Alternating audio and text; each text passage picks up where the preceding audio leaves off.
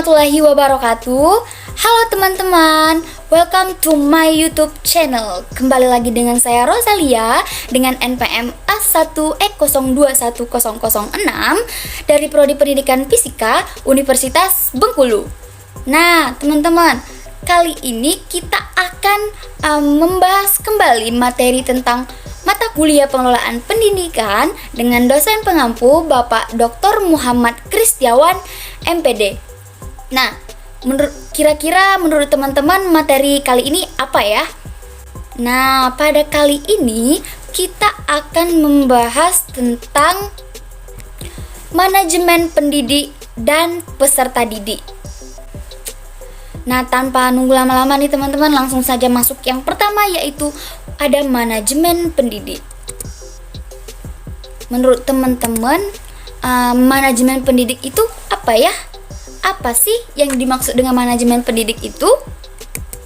Jadi, manajemen pendidik merupakan suatu kegiatan merencanakan, mengelola, dan mengorganisasikan, mengkomunikasikan sumber daya pendidikan atau pendidik agar dapat berjalan atau melaksanakan tugas dan tanggung jawabnya secara efektif dan efisien dengan maksud tercapainya tujuan pembelajaran atau tujuan pendidikan sebagaimana yang diharapkan, teman-teman.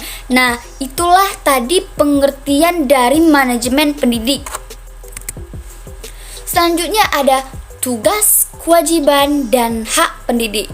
Nah, ternyata nih teman-teman, seorang pendidik itu juga mempunyai tugas, kewajiban, dan hak pendidik. Nah, kita bahas satu-satu ya. Yang pertama yaitu tugas pendidik. Jadi, tugas pendidik itu ada banyak.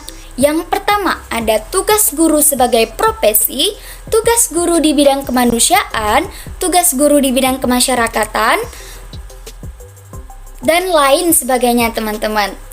Nah, lalu ada kewajiban pendidik. Jadi, seorang pendidik ini juga mempunyai kewajiban-kewajiban yang harus mereka laksanakan, teman-teman. Yang pertama, kewajibannya yaitu menciptakan suasana pendidikan yang bermakna, menyenangkan, kreatif, dinamis, dan dialogis. Yang kedua, mempunyai komitmen secara profesional untuk meningkatkan mutu pendidikan. Yang ketiga, memberi teladan dan menjaga nama baik lembaga, profesi, dan kedudukan sesuai dengan kepercayaan yang diberikan kepadanya. Lalu, kalau ada kewajiban, tentu ada hak yang berhak diperoleh ya teman-teman. Jadi, seorang pendidik itu mempunyai hak. Yang pertama, itu mendapatkan jaminan kesejahteraan, mendapatkan penghargaan, mendapatkan pembinaan, mendapatkan perlindungan hukum, dan mendapatkan fasilitas untuk melakukan pembelajaran. Lalu ada peran pendidik. Jadi, pendidik ini mempunyai peran sebagai pendidik tentunya, lalu sebagai pengajar, lalu sebagai pembimbing, lalu sebagai pelatih, kemudian sebagai penasihat, kemudian sebagai model dan teladan, lalu sebagai korektor, sebagai organisator, sebagai motivator, sebagai fasilitator, dan sebagai pengelola kelas, serta sebagai mediator, lalu sebagai evaluator nih teman-teman. Lalu selanjutnya ada penguasaan kompetensi pendidik. Ada dua macam penguasaan kompetensi pendidik. Yang pertama ada penguasaan kompetensi dasar, lalu ada penguasaan kompetensi pedagogik, kepribadian, sosial, dan profesional. Lalu ada rekrutmen dan seleksi guru dan staf.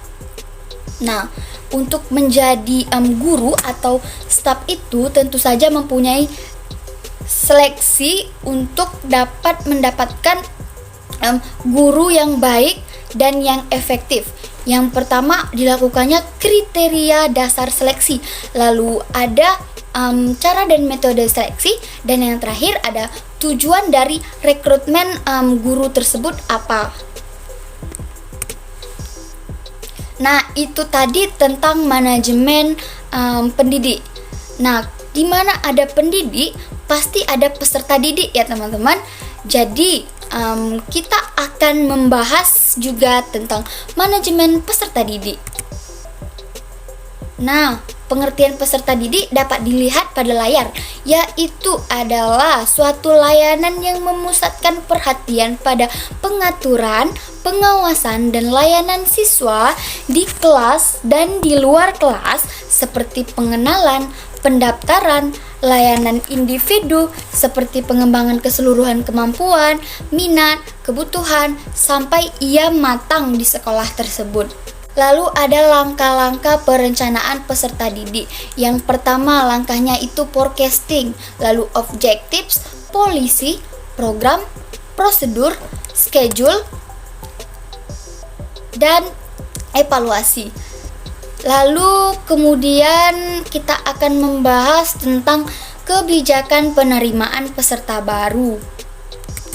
Yang pertama, sistem penerimaan peserta didik baru. Jadi peserta didik baru ini diterima melalui sistem promosi dan sistem seleksi. Lalu ada kriterianya. Yang pertama, kriteria pada acuan patokan, kriteria acuan norma, dan yang terakhir yang ada kriteria berdasarkan daya tampung sekolah. Nah, ternyata itu tadi udah slide terakhir ya teman-teman, nggak terasa ya. Jadi itulah tadi materi tentang manajemen peserta didik dan manajemen pendidik. Semoga pada materi kali ini teman-teman dapat memahami apa yang saya sampaikan. Atas perhatiannya saya ucapkan terima kasih.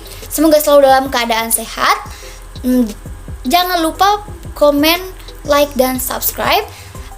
Assalamualaikum warahmatullahi wabarakatuh. Dadah.